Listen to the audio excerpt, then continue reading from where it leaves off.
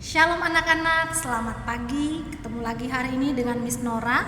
Miss Nora harapkan kamu dalam keadaan sehat ya, tanpa kekurangan sesuatu apapun. Dan yang paling penting apa? Tetap semangat. Oke? Kita mulai pelajaran kita untuk hari ini. Sudah siap? Baiklah, kalau begitu kita buka buku kita halaman 152. Sudah dibuka semuanya? Oke, nah kita perhatikan ya yang Ayo mengamati. Bekerja sama dalam keberagaman tidak hanya dilakukan di sekolah. Bekerja sama dalam keberagaman juga dilakukan di rumah.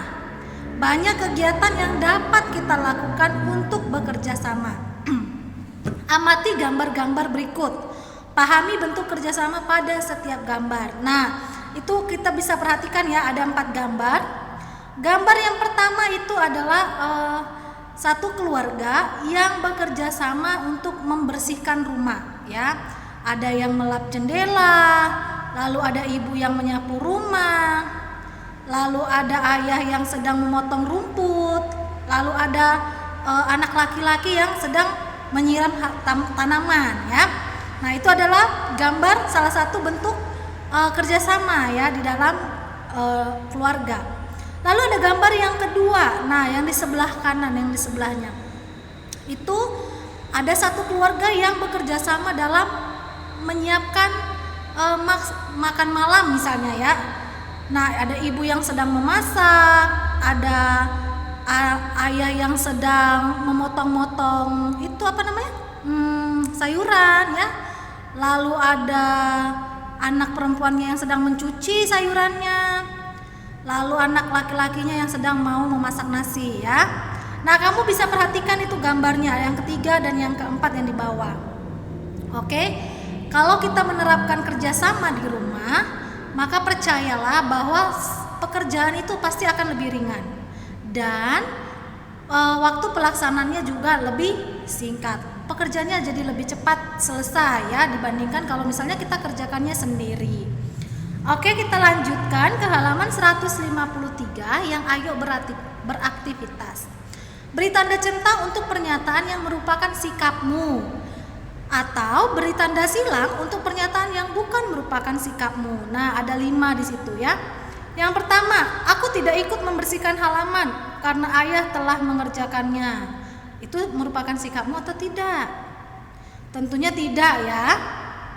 Nah, itu berarti kamu tanda silang. Harusnya yang benar adalah kita ikut membantu ayah ya dalam mengerjakan atau dalam membersihkan halaman. Yang kedua, aku ikut menjaga kerapian rumah dengan membersihkan kamarku sendiri. Ya, benar, itu merupakan sikap kita ya. Yang ketiga, aku tetap membantu ibu meskipun belum mampu mengerjakan banyak tugas. Ya, itu juga merupakan sikap ya. Aku akan membantu membersihkan rumah besok karena aku sedang malas. Boleh nggak kira-kira? Enggak ya, berarti itu bukan merupakan sikap kita ya.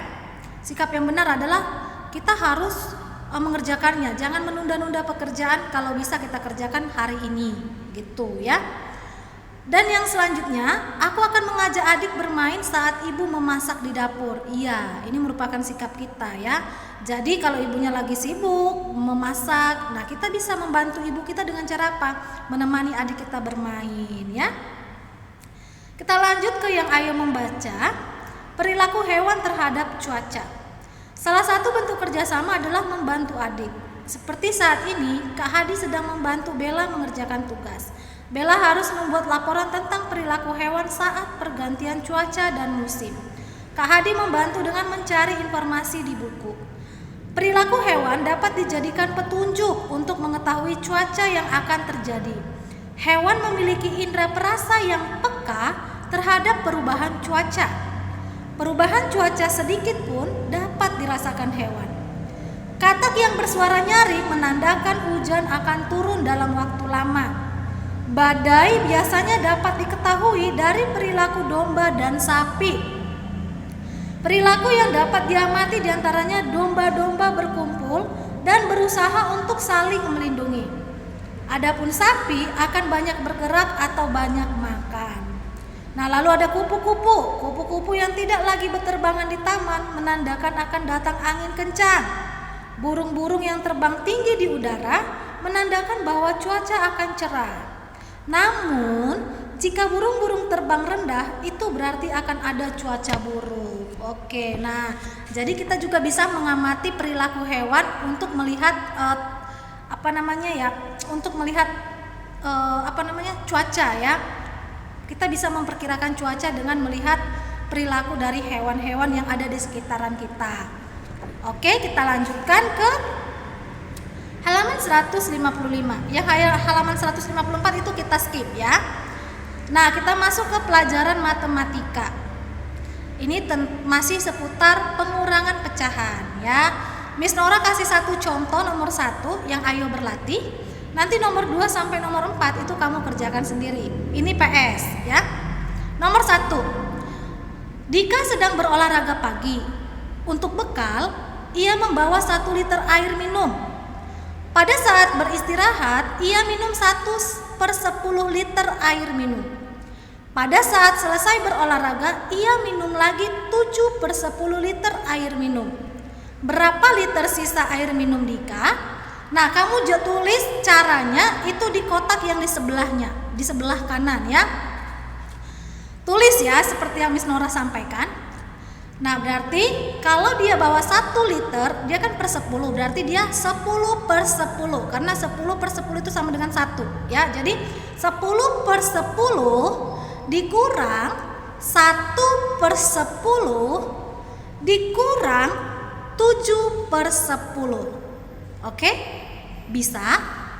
Nah, Miss Nora ulang ya. 10/10 karena 10/10 itu 1 ya. Karena dia kan 1 liter dia bawa.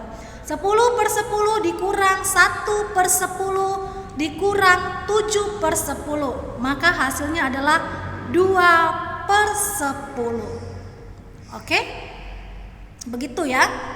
Karena 1 liter itu maksudnya 1. Nah, berarti dia 10/10 karena 10/10 itu sama dengan 1. Nomor 2 sampai 4 itu kamu kerjakan sendiri.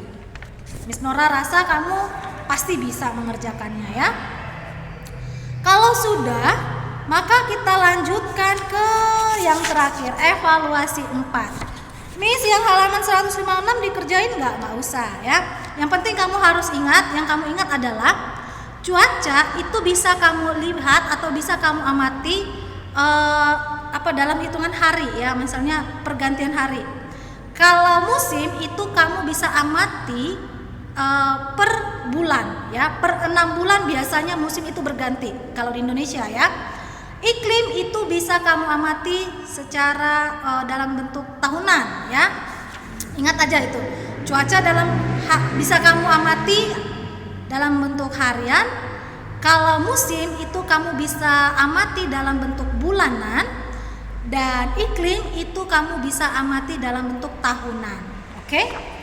Kita lanjut ke evaluasi yang keempat. Seperti biasa ya, nomor 1 sampai 3 dari Miss Nora. Nomor selanjutnya itu kamu yang kerjakan. Ini PS bukan PR. Oke? Kita lanjut pelajaran PKN. Yang pertama, bekerja sama dilakukan tanpa mengenal A. sopan santun, B. keragaman, C. perilaku baik. B. jawabnya keberagaman. Nomor 2, permasalahan dalam keberagaman hanya akan menciptakan A. permusuhan, B. persatuan, C. kebaikan. A. permusuhan. Oke? Nomor 3, kita melakukan kerjasama dengan penuh rasa A. malas, B. tanggung jawab, C. terpaksa. Yang mana yang benar? Benar, B. tanggung jawab. 4, 5, 6 kamu kerjakan sendiri. Lalu kita lanjut ke bahasa Indonesia. Nomor 7, musim dapat diamati berdasarkan waktu A. bulanan, B. harian, C. tahunan. Jawabnya A. bulanan ya. Nomor 8, pengamatan titik-titik dapat dilakukan dalam waktu tahunan. A. musim, B. cuaca, C. iklim. Jawabnya C. iklim ya, diingat ya, iklim. Nomor 9, Musim yang tidak terjadi di wilayah iklim subtropis adalah A. Musim gugur, B. Musim dingin, C. Musim kemarau. Jawabnya benar, C. Musim kemarau. Karena musim kemarau itu hanya terjadi di iklim yang tropis. Benar. 10-12 itu kamu kerjakan sendiri ya.